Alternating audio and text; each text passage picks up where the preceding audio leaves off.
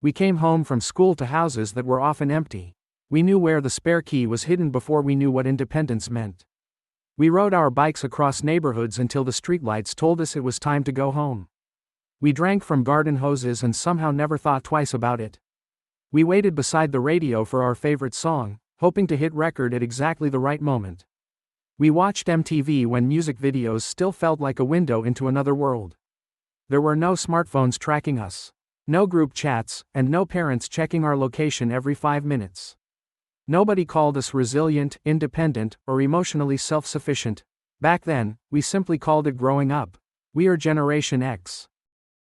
Most of us were born between the mid-1960s and the beginning of the 1980s. We grew up in an America that felt very different from the one we live in today. More parents were working, families were changing, and many kids learned to spend long hours on their own. Some people called us latchkey kids. We called it Tuesday afternoon. We made our own snacks, finished our homework, and tried not to destroy the house before our parents came home. If something broke, we tried to fix it. If we got bored, we went outside. If we had a problem with another kid, there was usually no adult standing nearby to solve it. We learned early that the world was not always going to stop and ask how we were feeling.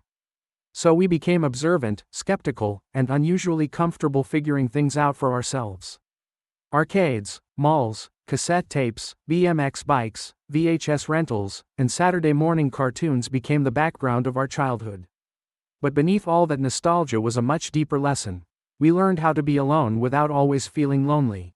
And when people believe you can handle everything alone, they eventually stop asking whether you need help. Gen X grew up standing between two completely different versions of America. Our childhood was analog, but our adulthood became digital. We remember rotary phones, paper maps, handwritten letters, and meeting people without sending a text first. Then computers entered our homes, email entered our jobs, and the internet entered almost every part of our lives. We moved from cassette tapes to CDs, from CDs to downloads, and from downloads to streaming. We went from payphones to smartphones without ever being asked whether we wanted the world to change that quickly. Then came social media, remote work, algorithms, and artificial intelligence. Each new era arrived with another message saying that we needed to adapt again. And somehow, we usually did. Gen X did not simply witness the transition into the digital world, we carried our lives through it. But somewhere along the way, something strange happened. America seemed to stop talking about Generation X. Boomers became the story of wealth, politics, power, and retirement. Millennials became the story of student debt, housing costs, workplace culture, and delayed adulthood. Gen Z became the story of social media, mental health, identity, and the future of work. And Gen X seemed to disappear somewhere in the middle. Maybe part of that was because we were always a smaller generation. Maybe part of it was because we never became very good at demanding attention. Complaining loudly was never really our brand. If something went wrong, our instinct was usually to deal with it and move on. For years, that attitude looked like strength. But invisibility has a price. Because while America was debating the problems of every other generation, Gen X was quietly getting older. The kids who once came home to empty houses are now entering some of the most complicated years of their lives. And this time, the problems are much harder to solve alone. Many Gen Xers now find themselves caught between two generations that still need them. Their children may be grown, but that does not always mean they are financially independent. Housing is expensive, careers are uncertain, and starting adult life can take longer than it once did. At the same time, Gen X parents are getting older.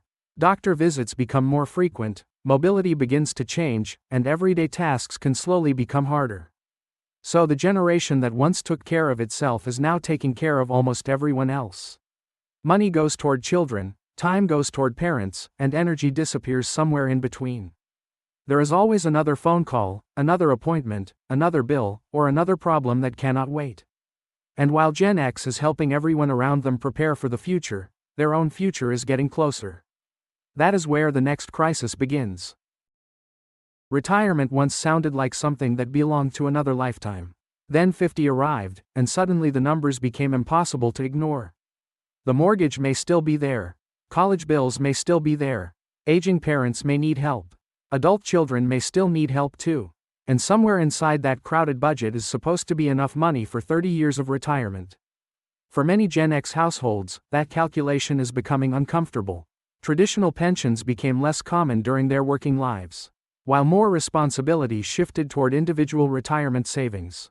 That meant workers were expected to earn the money, manage the money, invest the money, and hope they made the right decisions. Then came market crashes, layoffs, recessions, rising healthcare costs, and periods when simply surviving mattered more than saving. Some recovered quickly, others never completely caught up. Now the generation famous for figuring things out is staring at a question that cannot be solved with duct tape and determination. What happens when you cannot afford to stop working? Money is only part of the story. Middle age can quietly change almost every relationship around you.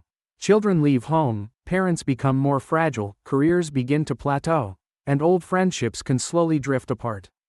The house may become quieter at exactly the moment life becomes more complicated.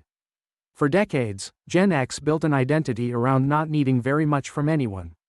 We knew how to handle problems privately. We knew how to keep moving even when life became messy. But self-reliance works beautifully until you become the person who needs support. 40 years ago, a Gen X kid could unlock an empty house and figure out the afternoon alone. Today, millions of those same kids are still figuring things out, only now the problems are much bigger. But pity would be the wrong way to understand Generation X. This generation has been adapting for almost its entire life. We survived childhood without the internet and built careers in a world that eventually depended on it. We learned computers after growing up with typewriters. We learned smartphones after spending years memorizing phone numbers. We watched entire industries disappear and completely new ones appear. We lived through recessions, corporate downsizing, financial crashes, wars, terrorism, and a global pandemic. Every few years, the rules seemed to change. And every few years, Gen X changed with them. We became employees, parents, caregivers, business owners, teachers, nurses, managers, builders, and problem solvers. We helped raise the digital generations while caring for the generation that came before us. We rarely called it extraordinary. We just got up the next morning and kept going. Maybe that is why Generation X has been so easy to overlook. The people who make the least noise can sometimes be carrying the heaviest weight. We are the kids who came home before our parents did. We are the generation that remembers what life felt like before everyone was connected all the time. We remember when disappearing for an afternoon was normal and being unreachable was not considered an emergency. We learned to adapt because nobody ever promised the world would adapt for us. Today, many of us are raising children, helping aging parents, protecting careers, and wondering what retirement will actually look like. We may be older now, but the instinct is still the same. When life changes, we figure it out. Maybe nobody is coming to rescue Generation X, but we have heard that story before. We are still here, and our story is far from finished. If you are Gen X, tell us in the comments what younger generations misunderstand most about your generation.